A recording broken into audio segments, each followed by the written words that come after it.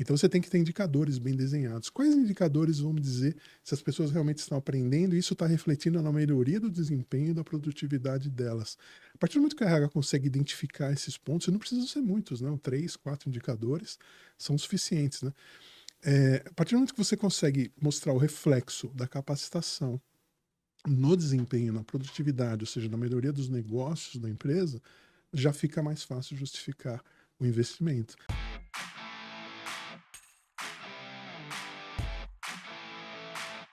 Olá pessoal, estou aqui para convidá-los para o MBA de Gestão Estratégica de Talentos na Era Digital do Grupo Forte Educação. É um MBA de 360 horas, coordenados por mim, com vários professores experts no mercado, e você vai aprender sobre sistema de gestão da qualidade aplicada no RH, ISO 10015, ISO 9001, 5 modelos de níveis de maturidade em T&D, lifelong learning, ferramentas de suporte ao desempenho, feedback contínuo, liderança 5.0, ou seja, um mar de saberes atualizados, tecnológicos, para que você possa fazer a gestão do capital humano de sua companhia de forma excepcional, com alto rendimento, produtividade e eficiência. As inscrições estão abertas, curso MBA reconhecido pelo MEC, sábados quinzenais, 360 horas. A gente aguarda vocês. Abraços digitais. Olá pessoal, bem-vindo de volta ao Descomplica T&D, o podcast de treinamento e desenvolvimento humano mais completo do Brasil e também dos países de língua portuguesa. Eu sou Michel Mussolini e eu agradeço a cada um de vocês que nos acessaram para ouvir e ouvindo, refletir e se desenvolver. Obrigado mais uma vez, obrigado você que está aí na academia, no trabalho, no ônibus, no trem, correndo, que separa 1 hora por semana para ouvir as histórias dos nossos convidados, dos nossos entrevistados, para que você tenha uma visão diferente de mundo, uma visão diferente de você, da sua empresa e sempre desenvolva a sua análise crítica. Esse é o importante. O mundo de hoje, ele inibe o pensamento crítico. As fórmulas, as soluções, elas são colocadas para nós como únicas, são impostas, na verdade, e está faltando essa reflexão crítica. E esse é o objetivo desse programa. E a você que nos acompanha, que nos assiste pelo YouTube ou nos ouve no Spotify, no Apple Podcast, enfim, o meu abraço, meu carinho e os meus abraços digitais a todos vocês. No episódio de hoje, nós vamos falar sobre um tema que está em voga já há um bom tempo, mas que muitas empresas ainda patinam para adotar determinadas ações ou para implementar determinadas ações. A gente vê uma evolução das gerações. Hoje, no mercado de trabalho, a maioria dos funcionários são millennials. Nós já temos uma boa parte dos centennials, a geração Z também inseridas no mercado de trabalho. Os baby boomers ainda no trabalho, no mercado, mas um percentual pequeno, menos de 5%. E o X, a geração X, a minha geração, eu posso dizer, fazendo essa passagem de bastão, principalmente nos cargos de liderança e gestão para os millennials e alguns centênios. Então, nós estamos tendo uma modificação do contexto empresarial, até do contexto social. E a nossa pergunta é se o RH, né, está acompanhando essa evolução, se ele está acompanhando a era digital.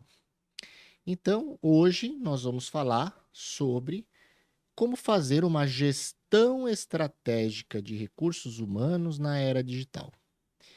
E para falar conosco sobre esse tema, nós temos ele que é bacharel em engenharia mecânica pelo NIP e tem pós-graduação em recursos humanos pela FGV e MBA também em recursos humanos pela USP. Durante a sua carreira, ele passou por diversas empresas e funções, como, por exemplo, foi gerente de tecnologia na Nortel, foi consultor por alguns anos na Price, docente em várias faculdades, como Universidade de Mogi das Cruzes, a Unip, o Senac, e atualmente como docente do MBA Gestão Estratégica de Talentos na Era Digital do Grupo Forte Educação. Foi, por 13 anos, membro voluntário do Comitê de Criação do CONAR, da ABRH Nacional, e atualmente é conselheiro do Movimento de Transformação Digital Brasil, do Instituto Brasil Digital. E também é executivo de negócios na Micropower, empresa brasileira de 30 anos de mercado, líder das soluções tecnológicas e metodológicas de treinamento e desenvolvimento humano. Nas suas horas vagas, é youtuber com o canal Makers Vault, com mais de 55 mil inscritos, mais de 1 milhão de visualizações, onde ele dá dicas sobre casas inteligentes, automação, apresentação de vários dispositivos, relógios, enfim. Vamos então hoje dar as nossas boas-vindas e com muita alegria e honra recebemos Augusto Gaspar. Bem-vindo ao nosso podcast, é um prazer tê-lo conosco.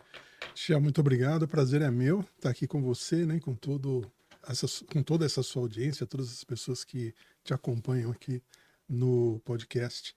É um prazer para mim estar fazendo parte aqui do Descomplica TID, que eu acompanho sempre, né, e sempre indico também para as pessoas que me assistem lá no meu canal, né?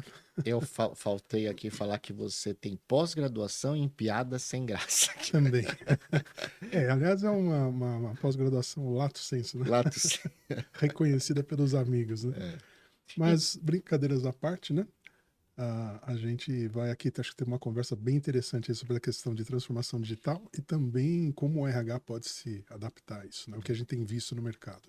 Então, vamos começar sobre então, esse primeiro ponto, né? Você está aí atuando em consultoria, em empresas, na área de recursos humanos já há mais de 20 anos, né? Então, há mais de 20 anos, provavelmente você deve ter começado suas consultorias ainda falando de departamento pessoal, folha de pagamento, Sim. etc., né? E hoje, 2024, né? Aí falando de IA, né? Machine Learning, né?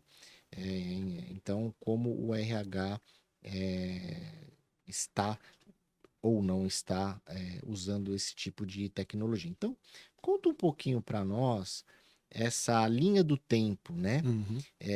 Evolutiva que você acompanhou do mercado. E aí, em cima disso, eu tenho certeza que a gente vai ter conversas bastante interessantes aí. Bacana, Michel. Eu comecei minha carreira na área de tecnologia e educação em tecnologia. Então, era um grande fornecedor de mainframes na época, né? O microcomputador estava nascendo ali na época. Explica o que é mainframe, porque o pessoal, muita gente que nos São ouve os não sabe. computadores de grande porte, né? Que hoje são utilizados basicamente por bancos, né? Grandes empresas financeiras, né? Que justificam utilizar essas máquinas com altíssima capacidade de processamento. Mas na época que eu comecei, elas eram as únicas praticamente que existiam. Então, mesmo empresas de porte médio tinham que utilizar. E eu comecei numa área de educação para clientes dessa empresa. Então, já começou ali um primeiro aprendizado meu de como lidar com pessoas, porque formado em engenharia, formado essencialmente em assuntos técnicos, eu tive que enfrentar a sala de aula com profissionais experientes, né, que eu tinha que dar cursos para eles e lidar com todas as questões ali de reações que as pessoas têm, umas certas barreiras que elas colocam a aprender o novo muitas vezes, e comecei a me interessar por essa área, tanto que passei também, anos depois, a atuar no RH. Então, comecei numa área técnica e fui para o RH. Eu tive a sorte, como você disse, de ser convidado para participar como voluntário, né, da BRH. Fiquei anos lá no comitê de criação do CONAR. E lá eu tive contato com cases muito interessantes de empresas. Então, a gente percebia ali já uma tentativa dos RHs de algumas empresas de evoluírem bastante no sentido de trazer tecnologia, trazer novos processos, ter uma ação mais estratégica dentro da empresa. O RH tradicional era muito voltado, como você falou, né, folha de pagamento, benefício que é a pagadoria, a parte operacional mesmo de gestão de pessoas, né? Mas eu tive a oportunidade de ver nesse comitê de criação cases de empresas que estavam evoluindo, mas eram muito poucas. E na prática, na atividade de consultoria, você encontrar uma empresa com um RH evoluído era muito difícil nessa época. Hoje você já tem um número um pouquinho maior, RH preocupado em fazer parte da estratégia da empresa, de estar na mesa de negociações, né, junto com a diretoria da empresa, fazer parte do processo estratégico da empresa mesmo. Porque nós sabemos, todos sabemos, que sem as pessoas as empresas não são nada. Né? A empresa, na verdade, ela vai atuar cada vez melhor se ela tiver pessoas melhores, melhor capacitadas e melhor preparadas e entendendo o negócio da empresa para que elas possam conduzir a empresa no caminho certo, né? Então eu vi um pouco dessa evolução, tive a sorte de conhecer casos, como eu falei, bem interessantes, mas a gente sente que ainda hoje há uma certa resistência por parte do RH, uma certa resistência por parte das empresas de fornecerem os recursos necessários para o RH. Muitas vezes, muitas empresas ainda enxergam o RH como uma área operacional. E isso dificulta bastante, mas a intenção de muitos profissionais é evoluir tanto no sentido de atuar de uma forma mais estratégica, como também de melhorar os seus processos e sistemas. E aí entra a questão da transformação digital, que é também, muitas vezes, você fala de transformação digital como se fosse um Big Bang, né? Quer dizer, eu acordo amanhã, ligo uma chavinha e está tudo automatizado na empresa. Não é assim que funciona. Você tem que começar com a automatização de processos, né? Então, processo, sei lá, o seu processo de recrutamento, o seu processo de pagamento, que é o mais automatizado nas empresas. Toda empresa de porte médio para cima tem uma folha de pagamento terceirizada ou própria, enfim, que hoje, né, é comum, mas quando você fala de um recrutamento e seleção, quando você fala de aprendizado, quando você fala de um desempenho mesmo, e suporte ao desempenho às pessoas, são raras as empresas que enxergam isso de uma forma, vamos dizer assim, útil, né? Que eu consigo ver valor nisso, ou seja, a empresa vai se dispor a investir no RH para que ele tenha essas ferramentas, e são poucos RHs preparados para isso também. Embora muitos tenham a intenção de, ele sente aquele medinho, né? Poxa, será que eu vou conseguir dar conta, né, disso? E nós vemos que não é algo de outro mundo. Tanto que você tem muitos bons exemplos hoje aí. Você tem empresas, não precisa ser empresa grande, não. Você tem empresas de porte médio até de porte pequeno, utilizando ferramentas com bastante qualidade, né? Então a transformação digital, ela assusta um pouco pelo nome, né? A ideia é que eu transformar digitalmente minha empresa, não é assim que funciona. Você pode criar uma empresa totalmente digital, é uma coisa. Mas você tem que começar a transformação digital pelos seus processos. Então, qual processo que é mais crítico para mim, em termos de negócio da empresa ou em termos do meu departamento de recursos humanos? O que vai agregar mais valor para a empresa se eu, de certa forma, automatizar, trouxer uma ferramenta, né? Aí você consegue justificar o custo dessa ferramenta, o custo da implantação, o desenvolvimento das pessoas para trabalharem adequadamente com isso, para que elas possam ser implantadas. Você falou um ponto aí bem, assim, interessante e um ponto que não é novo, né? Que é a máxima, né? Pessoas melhor qualificadas e capacitadas entregam mais, né? Isso é lógico, né? Sim, É lógico desde que mundo é mundo. sem dúvida. Há 20 anos atrás, a forma de qualificar, gerir e suportar essas pessoas era de uma forma, Uhum. né? E hoje, 2024, nós temos um outro pool, né, de ferramentas e suportes tecnológicos que podem apoiar as pessoas a entregar mais, né?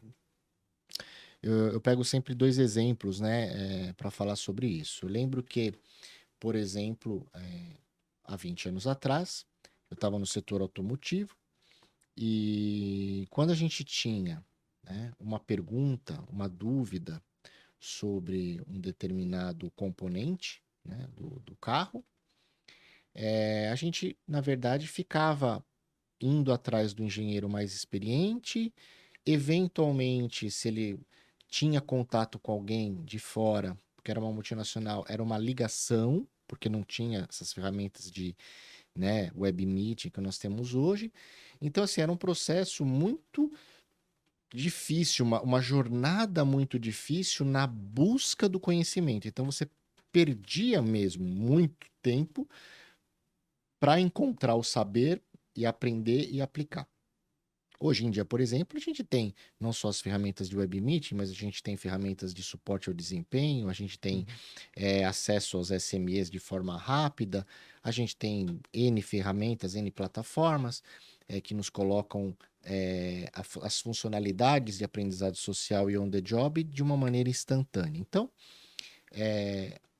o meio de se aprender, de se conectar, mudou muito e mudou para melhor. Agora, a visão dos CEOs, dos C-levels e até de certos diretores e diretoras de RH sobre a própria área de RH, eu acho que precisa evoluir também. Recentemente, recebi de um ex-cliente agora, dizendo que na sua empresa eles não iriam renovar o uso da plataforma de treinamento e desenvolvimento humano por conta de custo. Veja, ainda se vê em 2024 uma plataforma de treinamento e desenvolvimento humano, né? Ferramentas que vão ajudar a pessoa a se capacitar e ser gerida melhor, e entregar melhor como custo, né? Então, isso não é um caso isolado, a gente vê isso muito no mercado.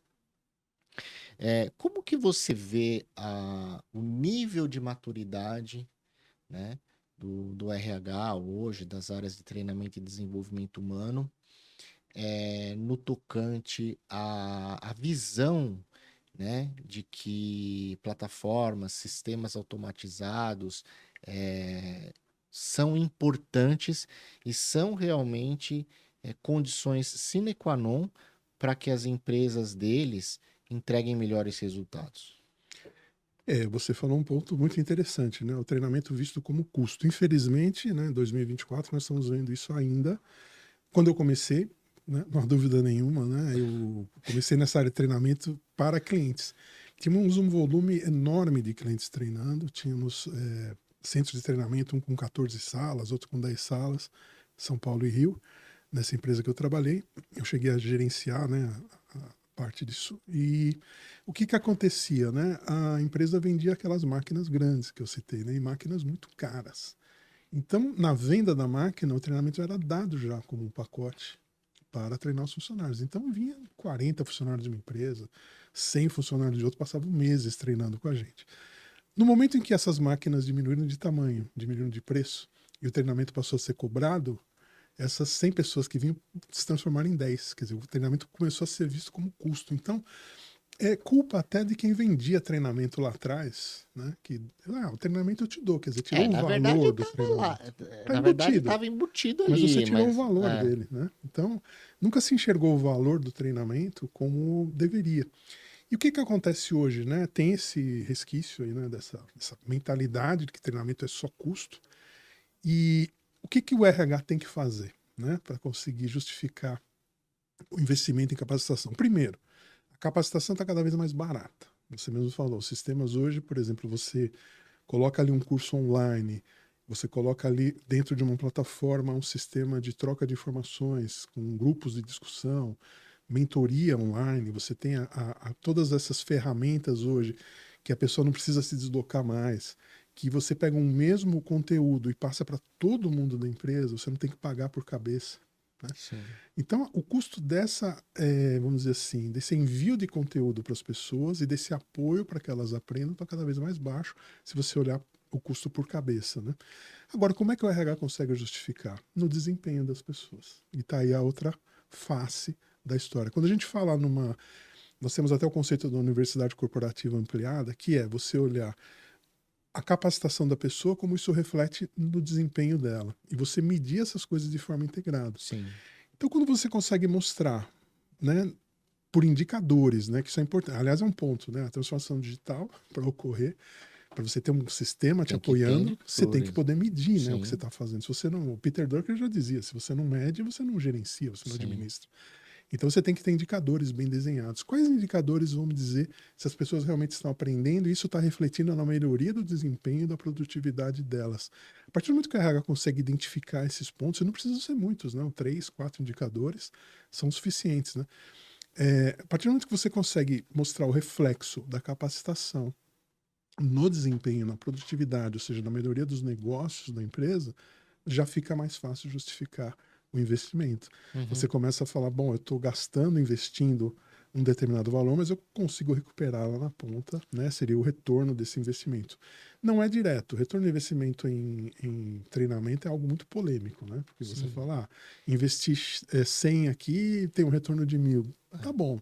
Como é que você prova isso que foi o treinamento que deu esse retorno? Mas o treinamento mostra a sua contribuição, seja por indicadores até de desempenho das pessoas. Uhum. Isso vai aparecer nas avaliações de competência, isso vai aparecer no crescimento profissional deles, na facilidade que essas pessoas vão ter de lidar com os clientes. Uhum. Muitas vezes você faz um treinamento, por exemplo, para pessoas que atendem no varejo, né? Balconistas, atendentes, vendedores de loja.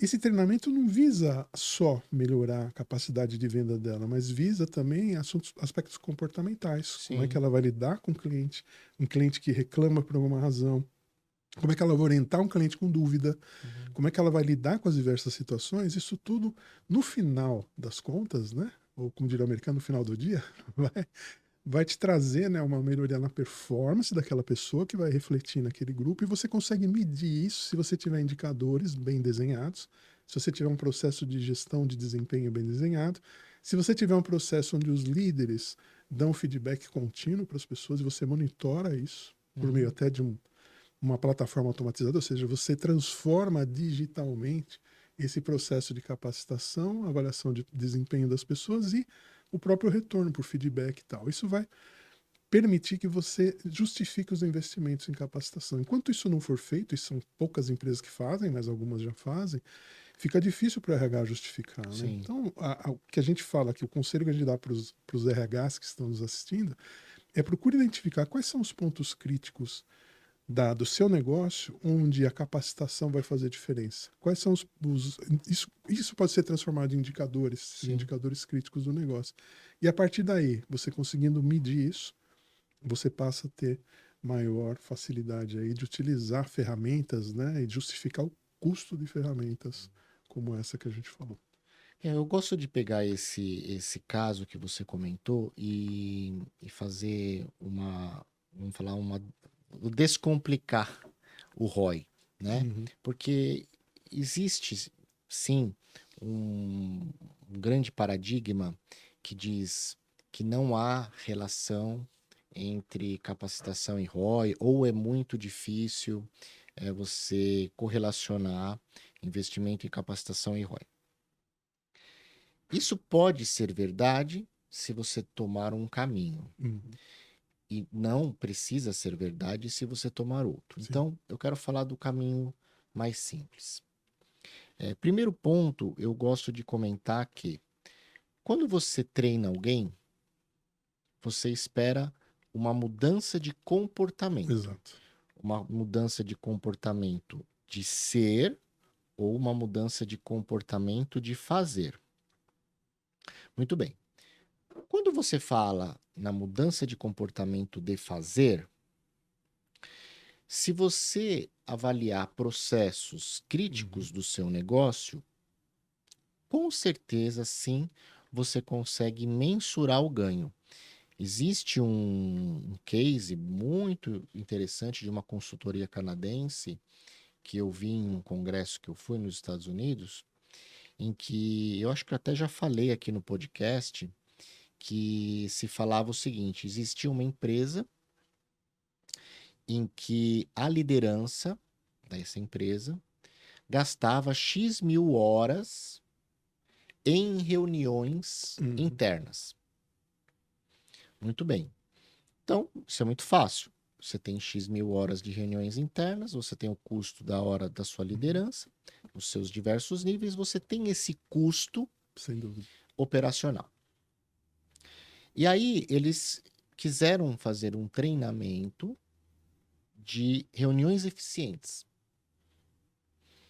E aí, nesse treinamento, então, aí a consultoria que eles contrataram, né, avaliou quais eram as variáveis que influenciavam nas reuniões ineficientes ou improdutivas. Então, quem é convidado, se a pessoa convidada contribui ou não para a reunião, se a pessoa convidada tem ação para ela ou não na Sim. reunião, enfim. E até indo no começo, quando você chama uma reunião, ter bem claro qual é o objetivo da reunião, quais são os Sim. tópicos e quem vai apresentar o quê.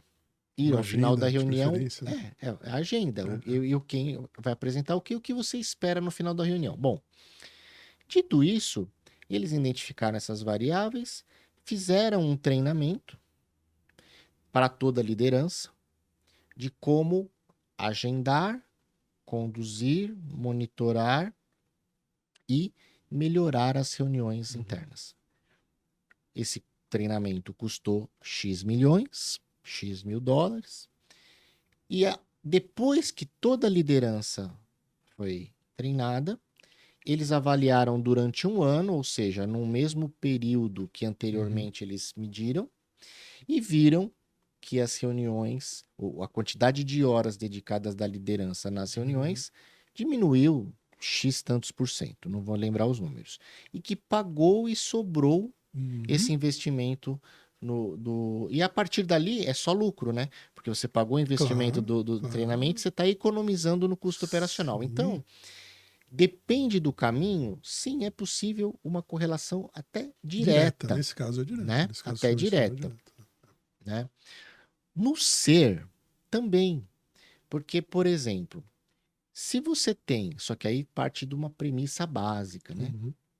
Se você tem, por exemplo, bem definido as competências comportamentais por função, e aí vamos imaginar uma, tá? Inteligência emocional, muito falada. Bastante. Vamos imaginar que você tem um colaborador que recorrentemente tem problemas com pares, com outros líderes, e a empresa, com a cultura do feedback contínuo, pontue e registre essas observações em cima da competência e inteligência emocional. Então, há um esforço aqui. Você pode ver, por exemplo, teve 15 pessoas que registraram uma observação a melhorar daquela pessoa. Quanto tempo demorou para registrar? Qual é o custo hora dessas pessoas? Etc, etc, etc. Desgaste desgaste emocional, beleza. Você consegue mensurar. Aí você, bom, ok, vou dar um treinamento de inteligência emocional para essa pessoa. E a partir desse momento você começa a ver a mudança de comportamento do ser. E aí, no mesmo período, você vê quantas observações tiveram. Você consegue também fazer o ROI. Então, depende de como você define a sua estratégia, você consegue quantificar. E os seus indicadores, né? Como você disse, né? Por exemplo, o primeiro caso que você citou das reuniões, havia sido feita uma medição, porque era uma preocupação da empresa, esse tempo gasto das pessoas, que é um custo elevadíssimo, né? O minuto ali gasto de cada executivo da empresa custa caro. E eles conseguiram, a partir desse indicador, né, medi-lo novamente, ou seja, acompanhar o indicador, porque não basta você definir o indicador, você tem que acompanhar a evolução dele e ver que as ações tomadas surtiram efeito. Né? Então, foi um caso específico. Né? A questão também do comportamental, fantástico, você observa, né? Aliás, é um grande desafio, né, na avaliação de competências, a parte comportamental, avaliar essas competências de forma racional, porque elas são observáveis, né? E depende de quem está observando. Então, também um fator que é possível também você perceber essa diferença e até, como você falou, chegar em valores, né?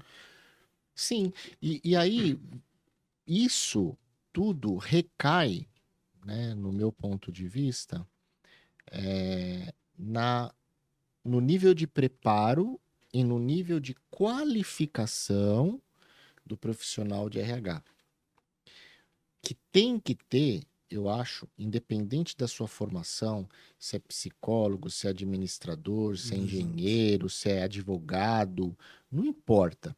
O profissional que trabalha na área de recursos humanos, seja DHO como um todo, ou seja TID, ou seja só RH, ou seja DP, não importa.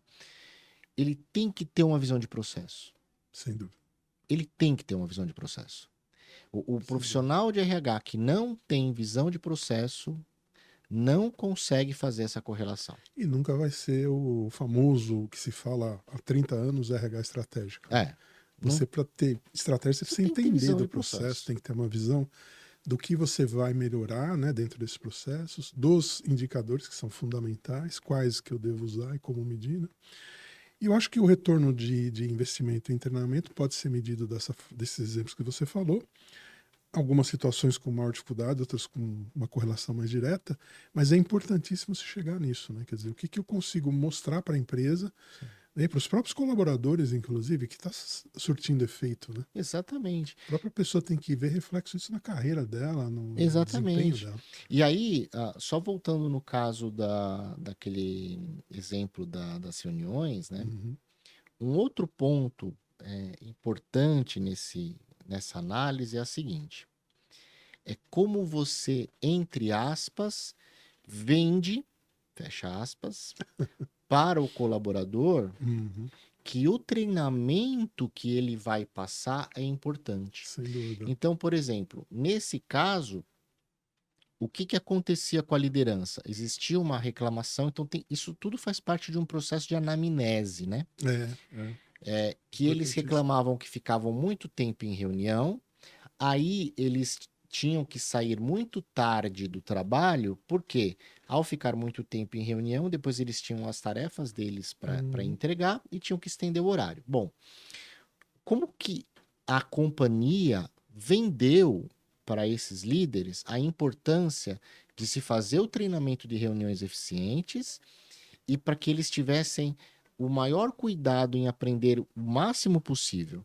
Não foi para falar, ó, eu quero reduzir custo operacional da empresa. Não, isso Não, não é. eles falaram o seguinte: olha, se você fizer esse treinamento, você vai conseguir despender menos tempo em reuniões Sim. improdutivas, vai conseguir sair mais cedo, vai Uhum. conseguir ficar com a sua família, vai conseguir ter vida pessoal.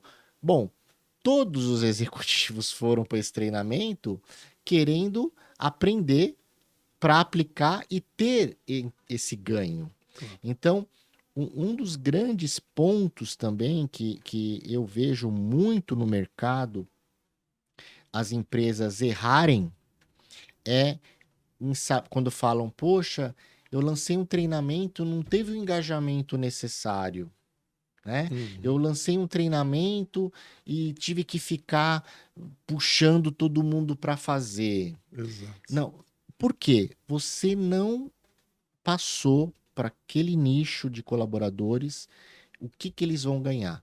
O adulto, ele precisa saber Sim. o que que ele vai ganhar. Por exemplo, eu vou assistir o seu canal lá, o Aham. Makers Vault. O que Por você vai que que ganhar eu com vou isso? atrás desse conhecimento? Eu vou ganhar com isso? Eu vou ganhar com isso, por exemplo, porque eu quero saber instalar uma câmera Bluetooth com o celular. Então, eu vou ganhar algo. Então, eu estou Exato. correndo atrás do conhecimento porque eu quero ganhar algo, né? Esse conhecimento para aplicar para mim. É um benefício. Quando a gente fala nível corporativo, as pessoas elas acabam só fazendo aquelas coisas obrigatórias, Isso. LGPD, né, Fazendo porque estão me estão obrigando, é o me último dia, obrigando. tem que fazer. Então, e aí eu te pergunto, né? Você acha que nesses mais de 20 anos aí de atuação profissional, né, sob esse olhar RH, isso mudou ou é a mesma coisa? Eu acho que é a mesma coisa. Uma pena, né? O RH ainda não sabe vender, né? Eu, É. na experiência que eu tive logo no início de carreira, que era sala de aula praticamente todo dia, né? Trabalhava com treinamentos de clientes, como eu falei. Você tinha aquela situação em que você recebe ali 15 pessoas numa sala e o primeiro dia você se apresenta, pede para cada um se apresentar, qual a sua expectativa com o curso, o que você espera, né? E você tinha casos de pessoas que falavam, olha, eu não tenho expectativa nenhuma, meu chefe mandou vir, eu tô aqui. É. Era impressionante como isso Não, acontecia. isso ainda tem hoje. Então, é por isso que eu digo que não mudou, porque o curso, como você disse entre aspas, ele não é vendido adequadamente, quer dizer, a pessoa não sabe que aquela capacitação vai fazer bem para ela. E você falou, o adulto, para que ele aprenda alguma coisa, ele tem que enxergar a necessidade daquilo. Valor, né? A necessidade, ou seja, eu vou aplicar isso em algum lugar, isso vai ter um valor para mim, como você disse. Quer dizer, se eu não enxergo isso, vai entrar por uma orelha e sair pela outra. Então ele vai matar o treinamento, ele vai pegar, tem um vídeo para assistir, ele vai deixar o vídeo tocando e vai pegar um café, É. só para dizer que assistiu. Estilo. Quer dizer, ele não vai aproveitar nada daquilo. Então, nesse caso, aquele investimento todo foi jogado pelo ralo mesmo, né? Então, essa questão de vender, né, entre aspas, a capacitação para as pessoas é fundamental. E aí entra aquele ponto que a gente falou, né? Você hoje tem dentro, né, dos sistemas de gestão, das plataformas, aqueles grupos de discussão, de troca de informação com mentores. Isso ajuda a pessoa a ver a necessidade dela aprender alguma coisa. Então ela está ali no dia a dia de trabalho dela, trabalhando que nem uma doida lá, correndo atrás de cliente, fazendo o trabalho dela, e ela tem uma dúvida, ela entra num blog desses da própria corporação e vê, poxa, estão recomendando um curso aqui desse assunto. Ele vai falar, poxa, é bacana eu fazer esse curso. Então, não só é o papel do gestor também de dar vender, né, essa ideia para ele, isso aí vai melhorar esse ponto, durante sessões de feedback, que a gente sempre fala do tal do feedback contínuo, que Sim. poucos aplicam, mas é fundamental, que já vou falar um pouquinho mais da questão de confiança, né, que isso gera. E a questão também não só o RH, mas os próprios colegas discutirem um assunto que estão contidos naqueles conteúdos, naqueles treinamentos, naquela capacitação, para que a pessoa veja a necessidade de fazer. E veja, eu vou ganhar alguma coisa com isso, fazendo esse curso. A questão do feedback contínuo, só abrindo um parênteses aqui, né, que é fundamental, ela também não só orienta a pessoa no sentido dela procurar melhorar o aspecto de atuação dela para que ela cresça na sua carreira, que ela tenha possibilidade de crescer na empresa com a orientação adequada do gestor, mas também melhora a confiança entre o liderado e o líder, né? Sim. Isso é fundamental. Se você não tem confiança, a gente até brincava, falava, bom, imagina uma pessoa que vê um incêndio começando numa latinha de lixo ali, mas ele não confia para chegar no líder dele e falar, ó, tá pegando fogo na latinha dele. Daqui a pouco tá pegando fogo na cortina. Então, a hora que todo mundo vê o fogo, aí ele fala, olha, tá pegando fogo, agora é tarde demais. É. Ele poderia ter avisado as pessoas antes, o Antes. próprio líder dele, quando era só na latinha de lixo, se ele tivesse a confiança necessária. Então, isso vem do feedback contínuo. E falando em capacitação, isso vem também como uma forma de ele acatar essas recomendações Sim. de desenvolvimento, que envolve, né, capacitação, treinamento, e olhar aquele curso que ele vai fazer não como uma obrigação, mas como alguma coisa que vai fazer, né, bem para a carreira dele, para a própria atuação profissional dele. Outro dia eu estava conversando com um cliente demonstrando um conteúdo que foi criado para balconistas, né, de supermercado, para conhecer, por exemplo, os produtos que tem ali, frios, esse tipo de coisa. Aí você fala assim, bom, um balconista ele vai fazer esse curso, ele vai ver lá, existe um queijo branco, existe um queijo azul, existe, né? Ok, ele vai fazer a primeira vez, bacana. Aí, dia seguinte, um cliente pergunta para ele no balcão, que tipo é esse queijo aqui? Que tipo? Ele fala, opa, tem isso no curso. Ele vai voltar no curso já com outro olhar. Então, muitas vezes, um conteúdo que é disponibilizado para as pessoas, ele vai sendo entendido como útil à medida que a própria pessoa percebe a utilidade dele no dia a dia. Sim. Correlaciona aquilo com o trabalho dele e vai falar, esse curso vai me ajudar no trabalho. Então, assim, nem sempre é só a recomendação de alguém, ele mesmo tem que perceber, né? Então, e aí eu quero pegar esse ponto de alguns minutos atrás que você estava falando, que eu quero deixar também aqui como dica aqui para as pessoas refletirem, né? É a questão da curadoria. Então, o que acontece? A gente vê ainda no mercado tá? Muitas empresas, a sua grande maioria, tá? Querendo prato feito. Isso. Então, assim, eu quero comprar uma plataforma de capacitação corporativa Que veio com 1.500 cursos. que vinha com 1.500 cursos. Ah, legal, beleza. Aí você acha. O Fantástico. que você vai fazer com 1.500 cursos? Você não tem nem quais são as competências mapeadas por função Pois é. para saber se esses cursos que estão vindo vão ajudar no dia a dia os seus colaboradores.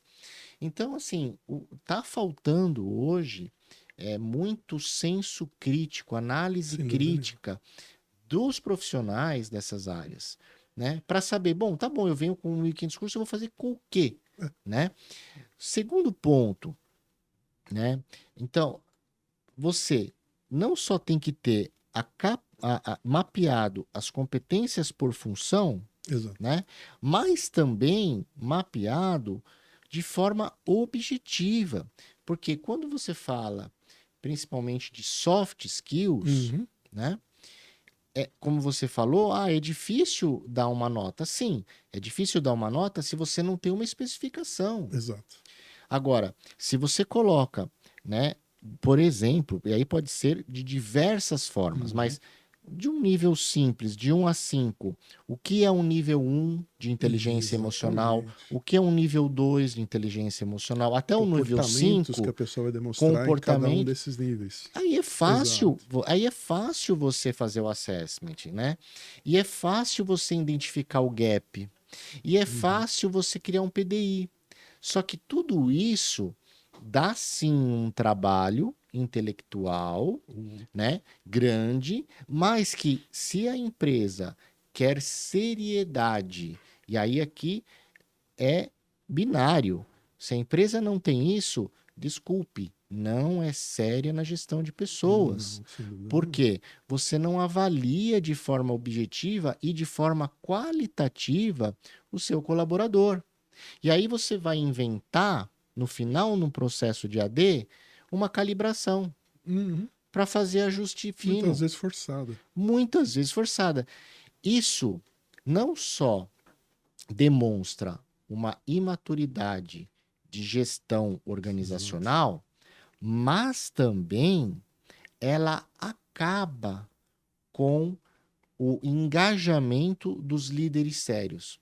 Porque dentro das organizações existem pessoas sérias que vão querer fazer da sua melhor forma, mesmo que a sua empresa não tenha o mapa de competências definido certinho, não tenha a descrição de cada nível de competência certinho, mas tem profissionais que vão procurar fazer da forma mais justa possível uma avaliação.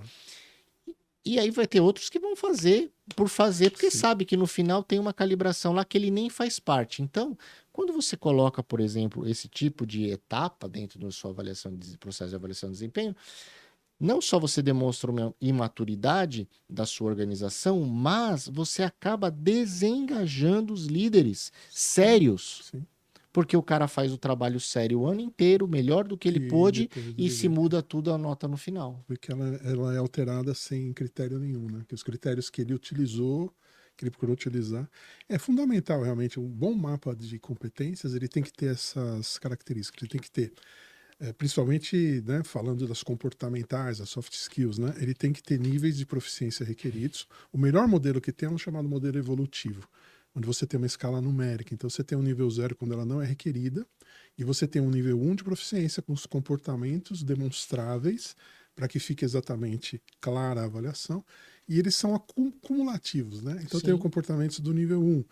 Dá um exemplo aqui, por exemplo, inovação. Então, que é uma coisa extremamente subjetiva, talvez, né?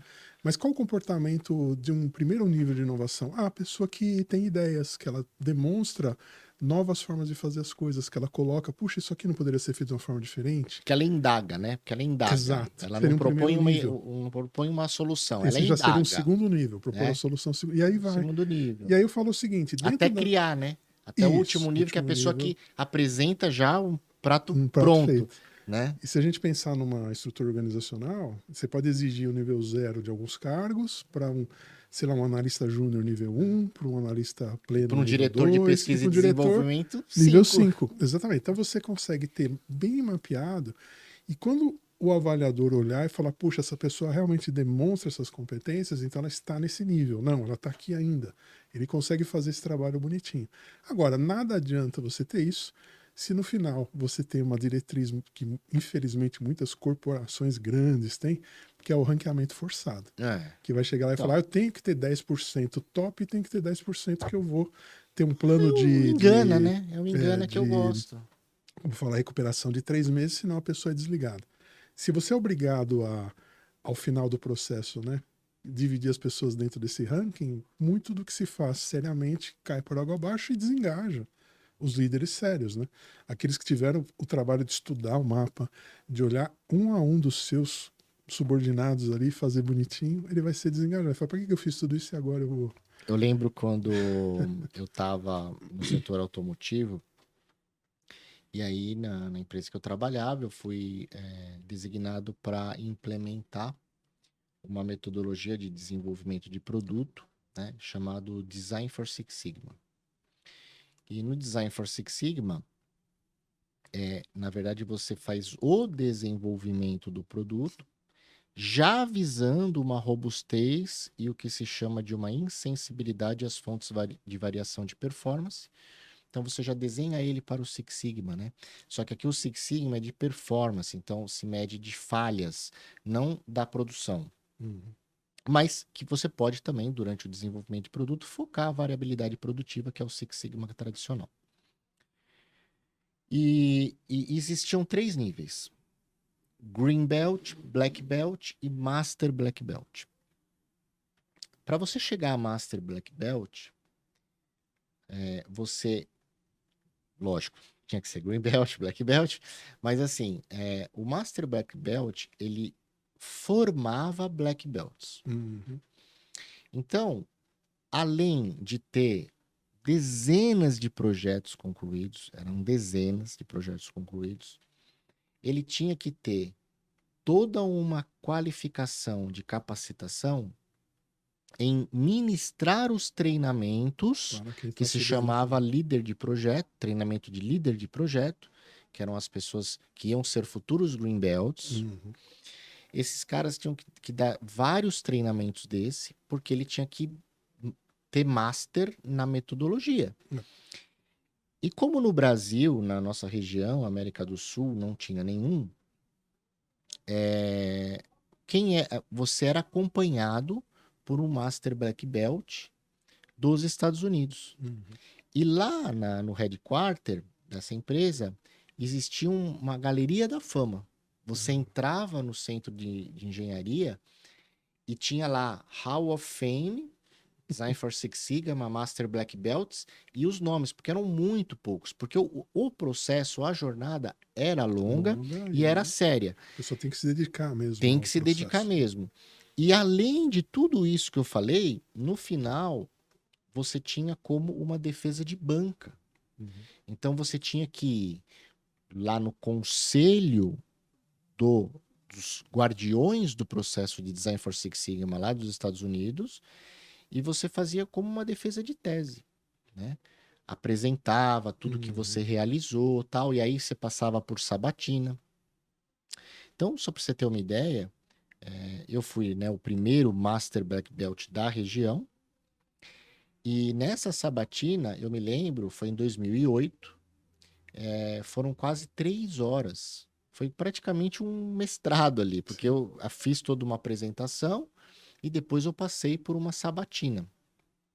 E tinha que explicar, e tinha que demonstrar realmente ser mestre naquilo para você poder assinar não só as certificações dos Black Belts, mas também aprovar os projetos. Então, quando você imagina, você está fazendo um desenvolvimento automotivo, você mexe com segurança, você mexe com, né, e não só, e com custo, qualidade. Então, realmente tinha que ser uma pessoa que conhecesse a metodologia para aprovar. Bom, aí, isso foi na minha época, né? Passado alguns anos, eu já tinha até saído do setor automotivo.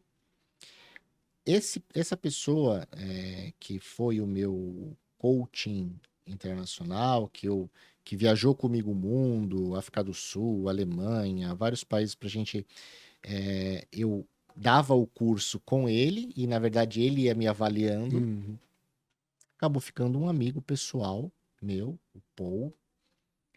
E aí ele me falou o seguinte, eu falei, e aí, pô, como é que tá, tal, né? Ele ainda estava nessa empresa, hoje já está aposentado.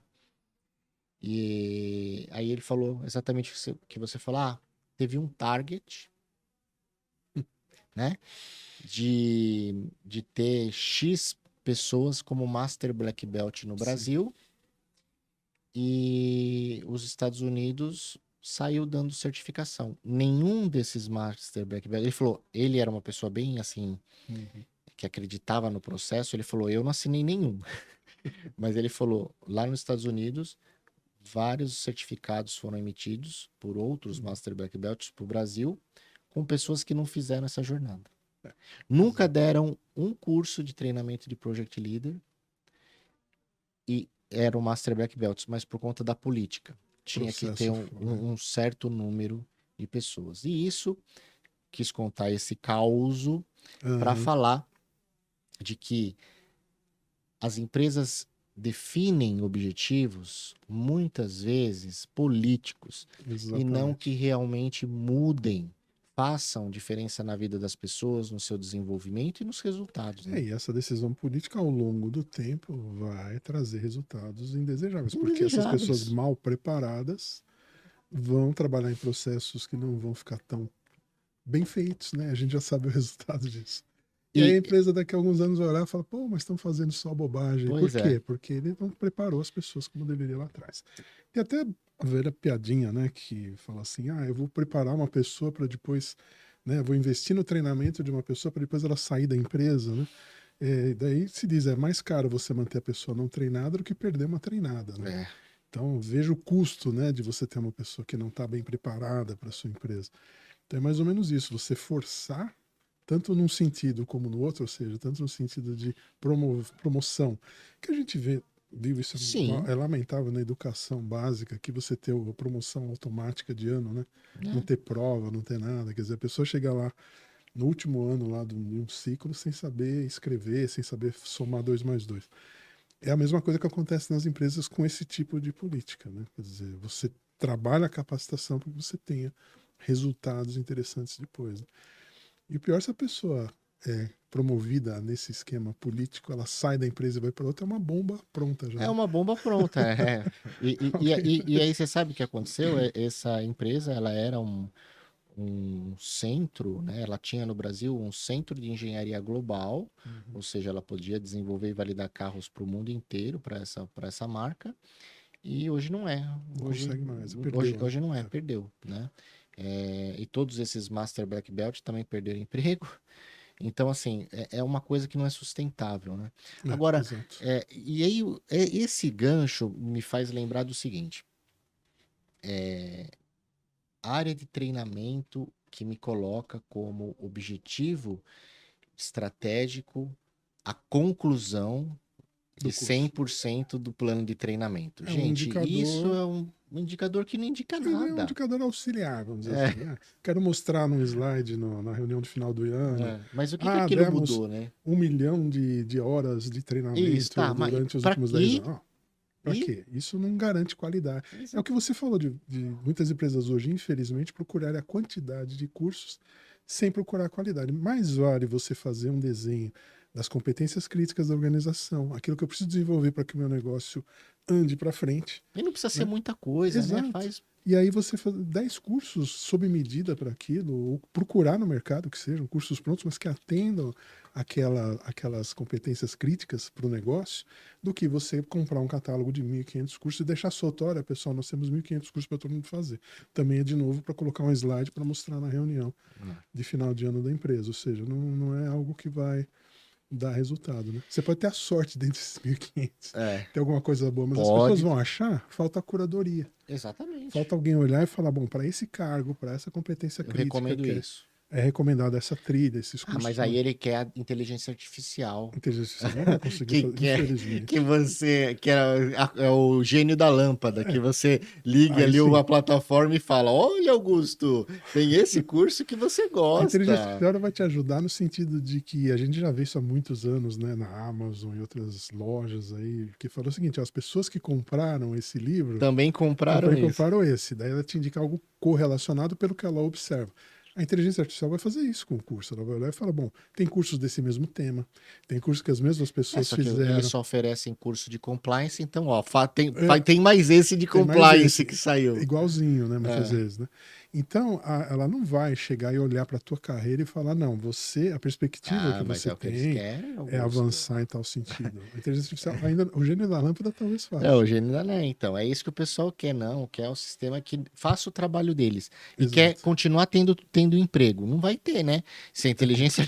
artificial chegar nisso, você que deveria estar fazendo essa Exatamente. curadoria não vai ter emprego, tá? Ainda é necessária a pessoa que vai Graças a avaliar, Deus, né? sem Porque são dúvida, recursos humanos, né? avaliar as outras pessoas que estão sob a responsabilidade dela, olhar o futuro da organização, o futuro dessas pessoas, ver como é que elas vão poder contribuir melhor para que a organização chegue onde ela precisa.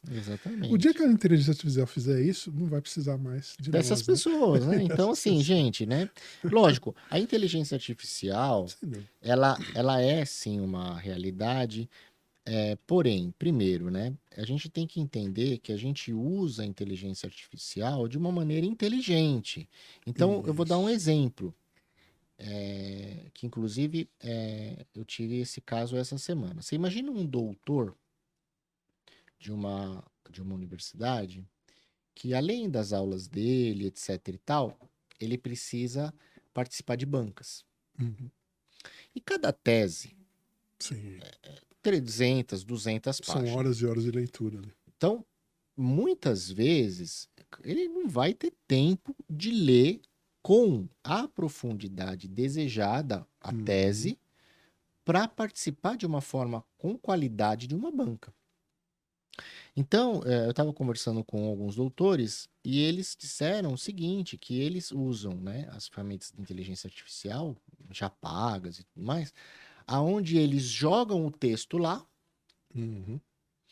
e a inteligência artificial faz um resumo crítico, Pontuando as melhores partes pontuando mais as melhores partes, e interessantes. aí sim ele vai naqueles temas nevrálgicos, estuda e tal.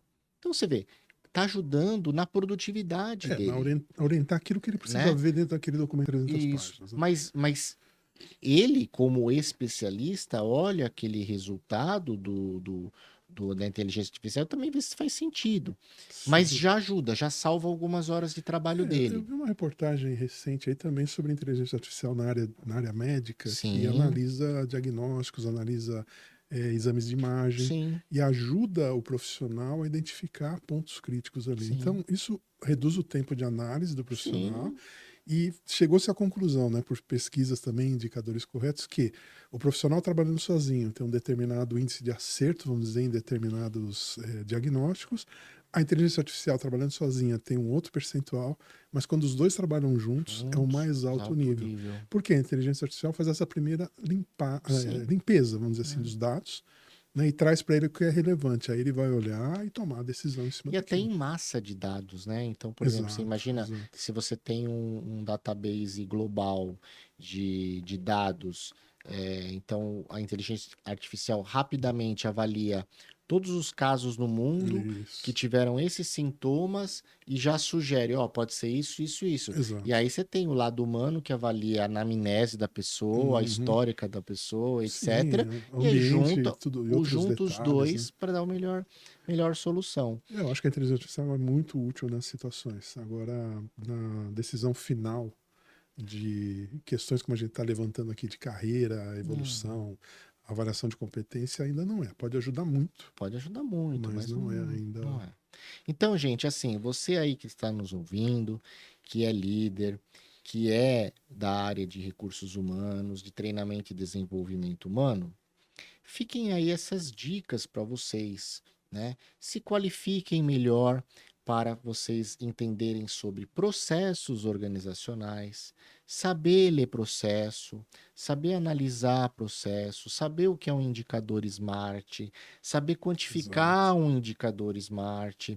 Ah, se você não tem essa especialidade, que tenha então na sua equipe alguém com essa especialidade. Falamos Uhum. aqui em alguns episódios anteriores sobre equipes multidisciplinares de RH, né? Fundamental Precisa isso. ter gente hoje já com o olhar numérico de ciência de dados dentro do RH para Uhum. conseguir trazer dados em formato de informação para tomada de decisão. Lembre-se de que você precisa ter, são pessoas, o mapeamento de hard e de soft skill por função. Que não tem? Começa devagarzinho, começa com alguns críticos, mas precisa ter, porque quando você fala, eu liberei aqui para minha organização trilhas de soft skill, tá bom, mas para desenvolver qual skill se você não tem mapeado se você precisa ou não dessa Quais são os skill, críticos para a empresa, né? né? Então, Exato. ter isso, né? Enfim, são muitos pontos que são importantes para você entender e conseguir fazer um planejamento de recursos humanos mais objetivo, com resultados, prático. E aí, nesse sentido, fazemos aqui então, Augusto, convite para o MBA Gestão Estratégica de Talentos na Era Digital. Fala um pouquinho Exato. aí desse curso do Grupo Forte Educação, que você é um dos professores aí. Olha, eu sou suspeito para falar, né? Mas é um curso que, se eu pudesse, eu faria como aluno. Na verdade, ele vai te dar, né, uma visão dessa questão toda de estratégia para a gestão de pessoas, a gestão de talentos, né? O próprio nome do curso fala isso. E a aplicação também de metodologias e ferramentas. Então, você não vai ter só uma base teórica, que eu acho que você pode ter por vários outros meios, mas além disso, né, com professores altamente qualificados, não porque eu seja um deles, mas meus colegas são, eu sou o piorzinho de todos lá. E nós teremos também a aplicação prática disso, utilizando Sim, inclusive uma plataforma de gestão de educação, gestão de desempenho, que vai mostrar na prática como você pode melhorar a qualidade da gestão de talentos na sua empresa, aplicando tecnologia para isso, como utilizar bem a tecnologia na gestão de talentos. E não é um curso só para profissionais de RH, não. Qualquer não, pessoa que tenha, ou que interesse em se seja, desenvolver. que seja gestor de pessoas, eu tenho interesse em se desenvolver para ser um dia, porque a carreira te Sim, leva a isso, né? Hoje a tal da carreira em Y, ela é bonita, mas poucas empresas têm, né? é, Você tem realmente que se tornar um gestor de equipes para evoluir. Então, esse curso vai te dar a base com muito fundamento e muita prática para isso. legal. Bom, Grupo Forte Educação com PH, procure aí, aulas se iniciam agora em março. Se você deseja acessar um canal sobre casas inteligentes, com apresentação de dispositivos que tornam seu dia a dia mais fácil, dicas de automação, explicações como tornar sua casa mais digital e ter acesso a tutoriais e muito mais, acesse Makers Vault no YouTube. É tudo junto. Makers Vault, o segredo dos fabricantes, o canal para aprender e se desenvolver. Bom, estamos chegando ao final, a conversa foi muito prazerosa, rápida, passou aqui 1 hora. Pois é, A bem gente sempre percebemos. termina com 3 perguntas. Pois Então não. vamos lá. Primeiro, qual o momento mais positivo de maior conquista em sua carreira? Olha, tem alguns que eu posso pontuar, mas eu acho que é uma grande mudança que eu fiz na minha carreira, que acho que é uma evolução, inclusive, que me deu um desafio para, né, trazer novas competências, né, para mim, ganhar novas competências, foi a mudança de uma área técnica para uma área de recursos humanos que eu fiz. Eu saí de uma área essencialmente técnica, apesar que eu lidava ali com pessoas, Sim, né, parte educacional, e fui para a área de RH com uma bagagem mais técnica. E era exatamente o momento onde a RH estava montando um grupo multidisciplinar, como você citou, né, que precisava de alguém com uma base de tecnologia que não fosse alguém totalmente analfabeto em recursos humanos. Então, eu acabei ingressando nesse time. Isso me obrigou, né, a aprender muito. Né, me motivou, na verdade, obrigou é a palavra errada. é, Me motivou a aprender muito. Fiz o MBA de RH na época, com apoio da empresa. Foi muito produtivo. Acho que foi um ponto fundamental aí de transição de carreira que mudou. E o momento de maior aprendizado? Ah, quando a gente erra, né? Não, sim, mas... E aí, com a Uma sua vez eu maturidade de hoje, que você olha para trás e fala, nossa, se fosse hoje, eu teria feito diferente. sim, várias situações. Eu acho que principalmente acho que no início de carreira, né, quando a gente dava o treinamento para clientes, né, foi subestimar às vezes o conhecimento do aluno que chega ali, né? Às vezes o aluno é uma pessoa que está há 15 anos trabalhando naquilo, e eu estou chegando agora, né? E eu só tinha manuais para me basear e o conhecimento dos mais antigos. Então era me preparar melhor para não falar tanta bobagem como eu falei em algumas situações que eu tive que corrigir depois, né? Até aprendi com isso a ganhar um certo Sim. jogo de cintura, apesar de não ter cintura, ganhei um jogo de cintura. Mas foi uma forma, acho que de aprender muito também com os meus erros. Eu respondi, recentemente eu participei de uma conversa também, que te perguntaram, conta aí um tiro no pé que você deu. Você já deu um tiro no pé? Eu falei, olha, se tiro no pé fosse esporte olímpico, eu já teria uma medalha de ouro. Né? Eu acho que errar faz parte do processo e é importante a gente aprender e não errar de novo. Né? Não, e o erro é o nosso momento de maior aprendizado. Então, Exato. quanto mais a gente erra, mais significa que nós estamos nos expondo. E se nós estamos Exato. nos expondo, nós estamos com, primeiro, né, a nossa autoafirmação e segurança em dia, né? É, Porque quem não tem isso não se não expõe, se expõe, né? exato. E segundo, com a humildade, né? De querer aprender, né? Exatamente. E por fim, como você define hoje o seu propósito de vida, o seu propósito profissional, ou se são a mesma coisa? A profissão hoje da maioria de nós, né, não só a minha, mas acho que ela toma 90% aí das suas questões de vida, né? Mas eu tenho, como você comentou aí, procurado equilibrar, né, a atividade profissional que eu tenho hoje com algumas horas dedicadas a algo que eu gosto, né? Pelo fato de eu trabalhar muitos anos com área técnica e depois passar para RH, ficar numa área mais soft, vamos dizer assim, né, soft skills, eu senti falta de retomar a área técnica, então acabei criando o canal no YouTube para também me motivar a ir atrás de produtos de tecnologia, que é uma coisa que eu gosto. Então eu vejo hoje o meu propósito como evoluir nessas duas áreas, né? Quer dizer, permanecer na atividade profissional que eu tenho hoje, conseguir ter bons resultados, né?